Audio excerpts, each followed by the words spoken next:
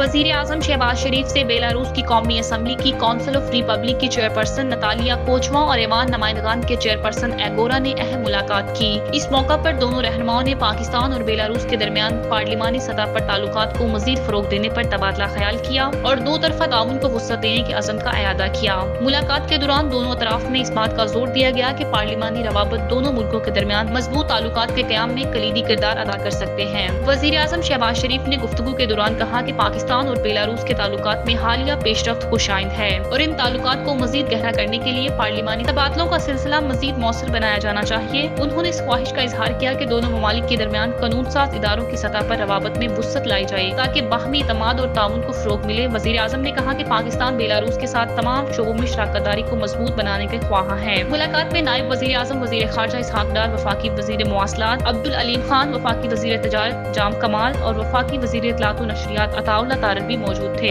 जिन्होंने दोनों ममालिक के दरमियान इक्तिसादी, तजारती और समाजी ताउन के फरोग पर भी बातचीत की।